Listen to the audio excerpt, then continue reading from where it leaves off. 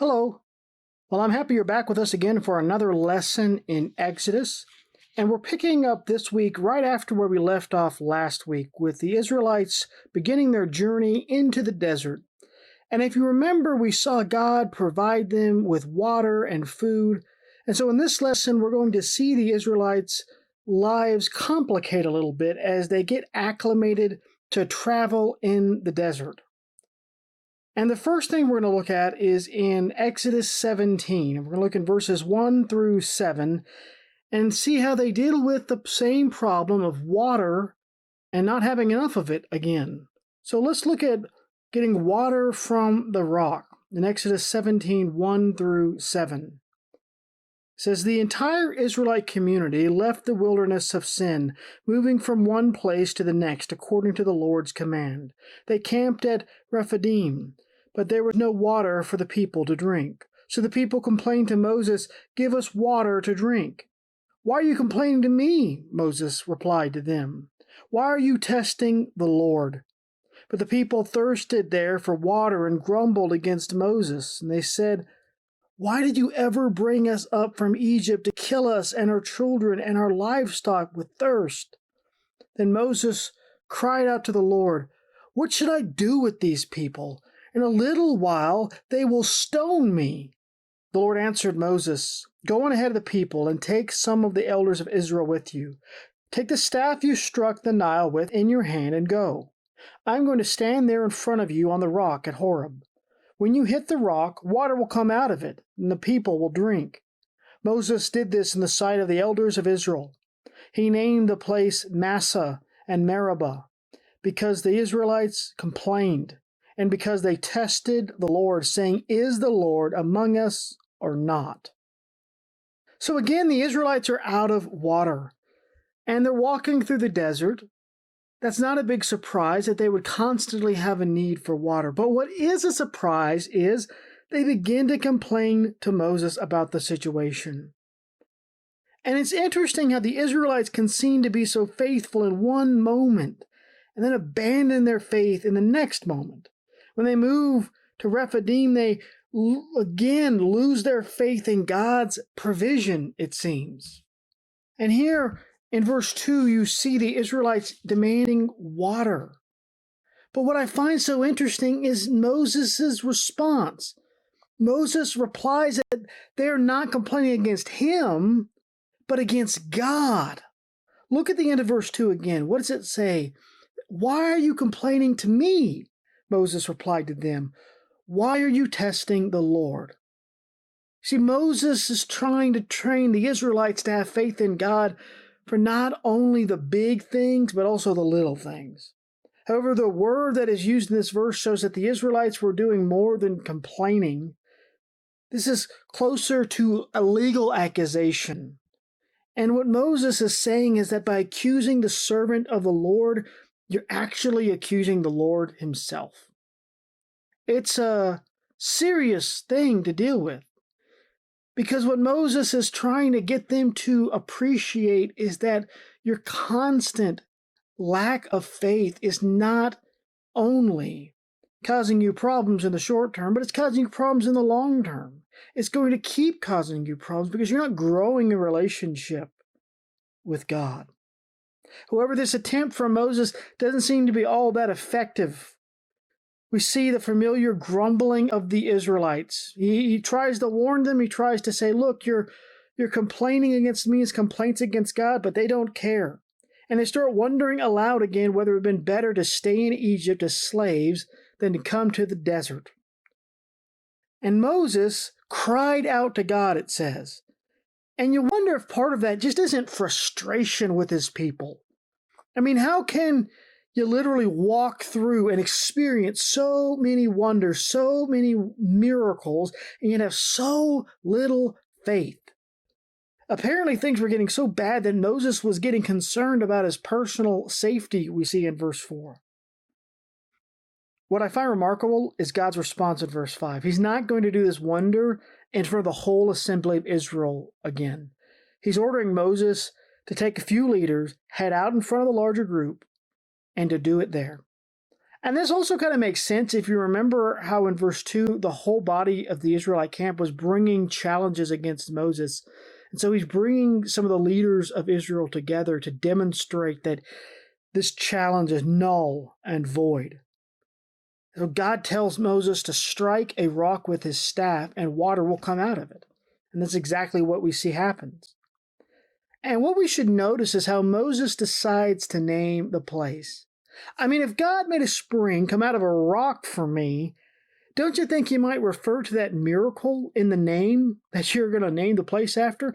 But no, Moses names this place after the people's complaining and doubting God. It's meant to be embarrassing. But more than that, it's meant to remind the person that hears it that the same God they doubted is the one that's giving them water to drink. The same God they thought had abandoned them is the God has never abandoned them. And as we move into this next section, it seems to come out of nowhere, but we see the Israelites face opposition and are attacked by the Amalekites. And it's possible that this attack is because of their constant complaining, that God is just allowing them to get just a sampling, just a taste of what war feels like, of what it might feel like to be without his provision. So let's look at what that looks like in Exodus 17, verses 8 through 16. It says, "At Rephidim, Amalek came and fought against Israel. Moses said to Joshua, 'Select some men for us and go fight against Amalek. Tomorrow I will stand on the hilltop with God's staff in my hand.' Joshua did as Moses had told him and fought against Amalek, while Moses, Aaron, and Hur went up to the top of the hill. While Moses held up his hand, Israel prevailed, but whenever he put his hand down, Amalek prevailed. When Moses' hands grew heavy, they took a stone and put it under him, and he sat down on it. Then Aaron and Hur supported his hands, one on one side and one on the other, so that his hands remained steady until the sun went down. So Joshua defeated Amalek and his army with the sword. The Lord then said to Moses, 'Write this down on a scroll as a reminder and recite it to Joshua. I will completely blot out the memory of Amalek under heaven.' And Moses built an altar and named it, 'The Lord is my banner.' And he said, 'Indeed, my hand is lifted up toward the Lord's throne. The Lord will be at war with Amalek from generation to generation.'" And the Amalekites were descended from Abraham through Esau. And they were a nomadic, or at least a semi-nomadic people who inhabited the general region of the Negev and the Sinai during the second half of the second millennium BC. And there's really no explanation given for this conflict. The Amalekites just kind of come out of nowhere. The only thing the text tells us is that the Amalekites are the one that picked the fight. They first marched against the Israelites. And Moses gives two pronouncements when this happens. The first one makes sense. He tells his military leader to gather a force to defend the people from attack. And then he tells Joshua that he'll be going up onto a hill overlooking the battle with his staff. It seems odd that Moses sends people into battle but then goes to watch on a hilltop with his staff. Yet Joshua follows his orders and goes out against the Amalekites, while Moses and a few others head up the hill to watch. And what is fascinating is what happens next. Moses has to keep his hands up for the people of Israel to succeed. However, Moses is not a spring chicken anymore. He gets tired. So he has to sit down and have the people help him keep his hands up. They have to do this the whole day. But it worked, and Joshua prevailed.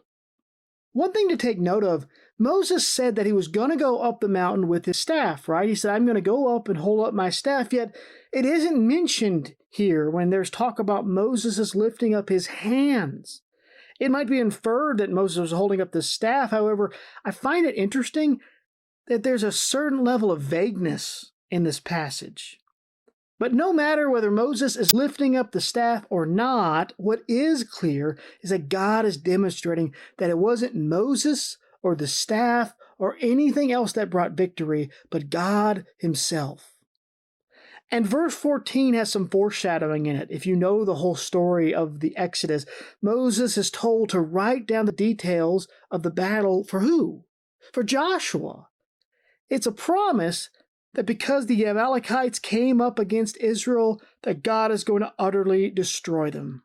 It doesn't happen immediately, but eventually it does happen.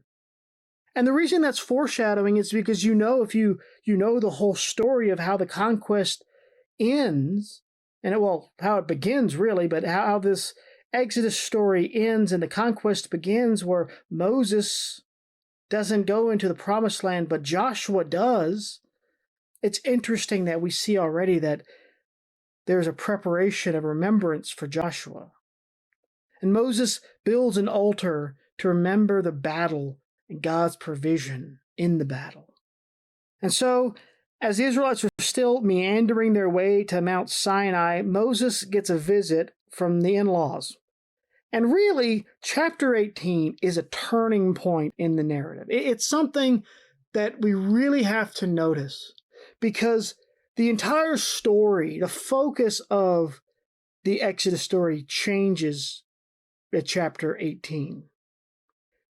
And really, the source of the change is the Israelites are no longer reacting, but are starting to become proactive. In other words, they're beginning to take control of their own situation. And we see that sometimes they do okay, but a lot of times they don't do so great in taking control of their own situations. And so we're going to see the first type of that in chapter 18. Let's look at that now. It says, Moses' father-in-law Jethro, the priest of Midian, heard about everything that God had done for Moses and for God's people Israel when the Lord brought Israel out of Egypt.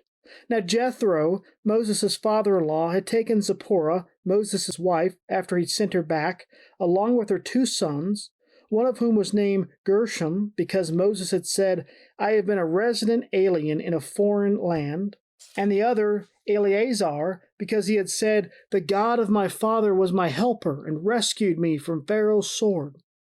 Moses' father-in-law Jethro, along with Moses' wife and sons, came to him in the wilderness, where he was camped at the mountain of God.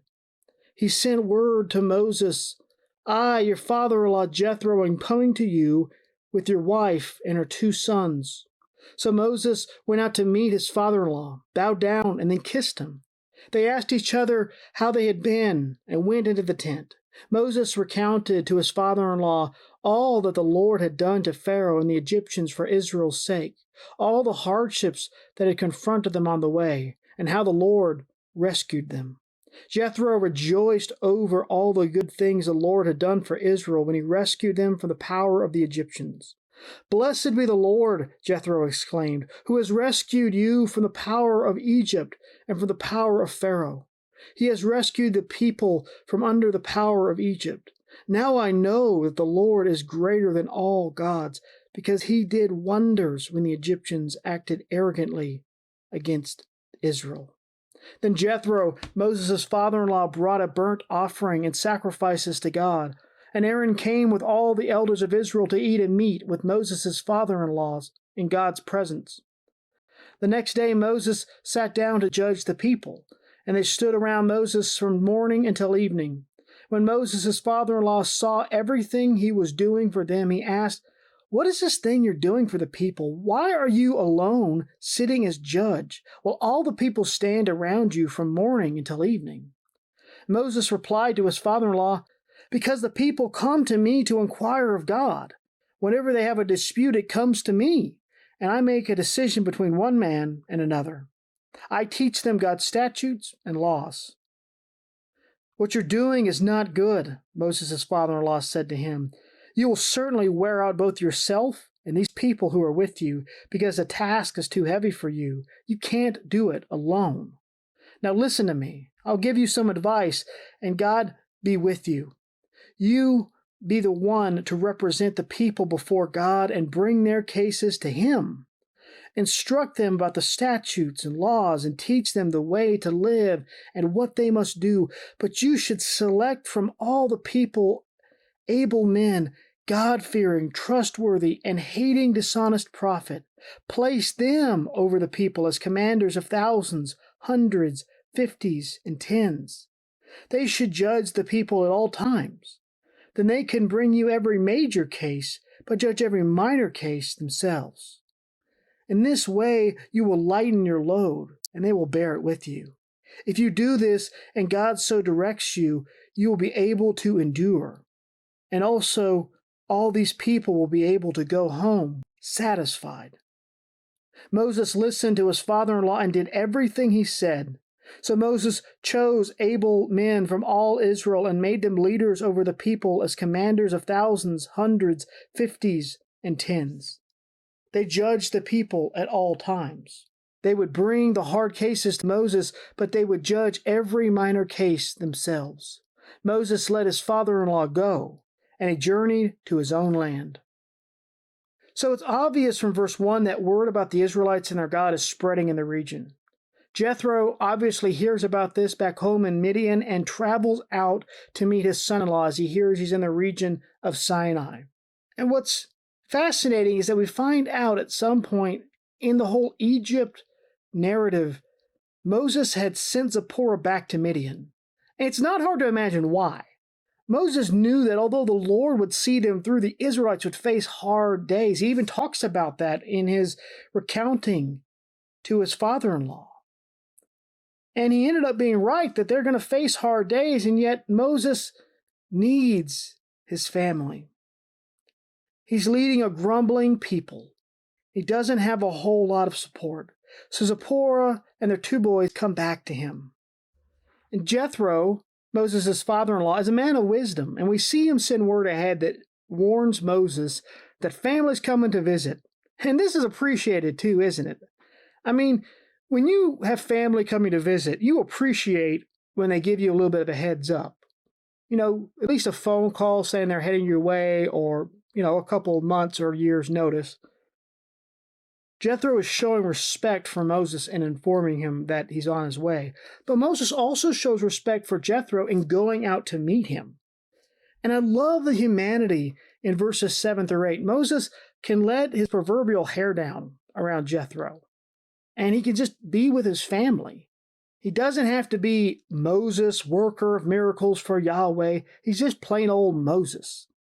So he's able just to tell someone what he's going through and his experience over the past few months, and the struggles and the joys and the victories and the hardness.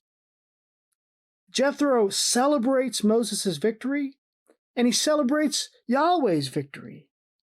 And you see in verse 11, it's kind of unclear, and by that I mean it's unclear if Jethro is saying for the first time that he's celebrating God's success and worshiping God for the first time, or if he's just saying this as a declaration about how God is all-powerful and how God is more powerful than all the other gods. In other words, we don't know if up to this point Jethro was a pagan or not. There's a lot of debate over that.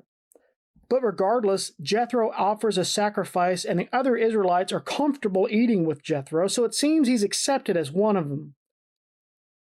And we see in verses 13 and 14 an important thing happen that's so often overlooked. You see, Jethro overlooks and observes his son-in-law judging people. And what this is talking about is that Moses would act much like a modern-day judge and settle disputes.